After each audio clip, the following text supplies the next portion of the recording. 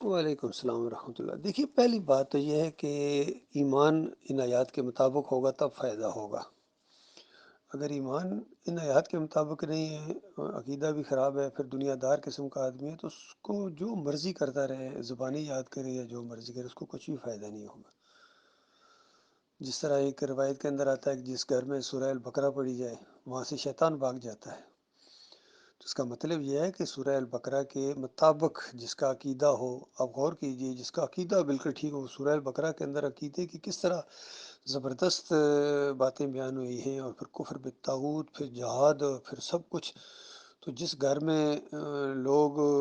صحیح العقیدہ ہوں، تبلیغ کر رہے ہوں، جہاد کر رہے ہوں، شہید ہوں، اللہ کے دین کو غالب کرنے کے لیے سردڑ کی بازی لگا رہے ہوں، تو وہاں شیطان ٹھہرے گا؟ تو یہ اس کے اوپر ایمان رکھنا ہے، اس کے بعد اگلا سٹیپ آئے گا۔ اسی طرح پہلے ایمان عقیدہ درست ہو، اس کے بعد وہ یاد جب پڑھے گا، ظاہر بات ہے جب بھی پڑھے گا اس کا ایمان اور زیادہ ہوگا، اور پھر دیکھ کے بھی پڑھے اور آہستہ آہستہ کوشش کرے زبانی یاد کرنے کی بھی۔ پورا قرآن ہے، جہاں سے بھی یعنی آپ یاد کریں، جہاں سے آپ کے لیے آسانی ہو، تاکہ آپ صلاۃ میں پڑھ سکیں یا تقریر میں وہ حوالے دے سکیں یا دعوت اللہ میں ان آیات کا حوالہ آپ دے رہے ہوں، تو زبانی پڑھیں تو بہت اچھا ہے، بہت ہی اچھی بات ہے، اس سے بڑا اثر پڑتا ہے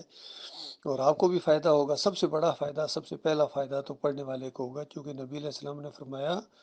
قرآن کے ہر حرف کے اوپر 10 نیکیاں ملتی ہیں، اور پھر کہا کہ میں نہیں کہتا ہوں کہ الف لام میم ایک حرف ہے، بلکہ میں یہ کہتا ہوں کہ الف ایک حرف ہے، لام ایک حرف ہے، میم ایک حرف ہے، یعنی الف لام میم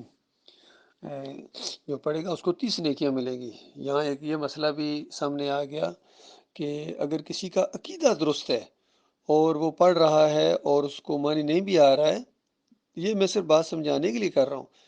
تب بھی اس کو ثواب ملے گا، کیونکہ کچھ لوگ کہہ دیتے ہیں بھائی پھر ثواب کوئی نہیں، اس کا کوئی فائدہ نہیں۔ نہیں، ایسی بات نہیں ہے۔ جس کا ایمان عقیدہ صحیح ہے اس کو قرآن سننے کا، قرآن پڑھنے کا ثواب ملتا ہے۔ اگر اس کو وہ آیتوں کے مطلب نہیں بھی آتا ہے کسی جگہ، تب بھی اس کو ثواب ملے گا، کیونکہ یہ بات حدیث میں آ گئی ہے کہ الف لام میم 30 نیکیاں ہیں، اور الف لام میم کا کوئی معنی نہیں جان سکتا، یہ متشابہات میں سے ہے، تو حروف مقطعات ہیں تو اس پر بھی ثواب ہے۔ تو یہ سارے جتنے فائدے ہیں پڑھنے کے اور عمل کرنے کے، یہ مومنوں کے لیے، مخلص مومنوں کے لیے، جن کا عقیدہ صحیح ہو، اور جس کے عقیدے میں خرابی ہو، مسلک پرست ہو، بریلوی، دیوبندی، اہل حدیث ہو، واسطے وسیلے والا ہو، یا 11ویں اور 12ویں کی کیک کاٹنے والا ہو، 10 محرم کی سبیلیں لگانے والا ہو، عمرے حج کرتا رہے، جو مرضی کرتا رہے، یہ شیطان کے شکنجے میں رہے گا، اور دجال کا سب سے پہلا مرید یہی جا کے بنے گا۔ جس کے عقیدے میں شرک ہوں گے نا، اللہ کے اوپر جس کا ایمان صحیح نہیں ہوگا، وہ سب سے پہلے دوڑیں گے دجال کے پیچھے، وہ اسی میں چاہے قرآن ہاتھ میں پکڑا ہوا ہو تب بھی۔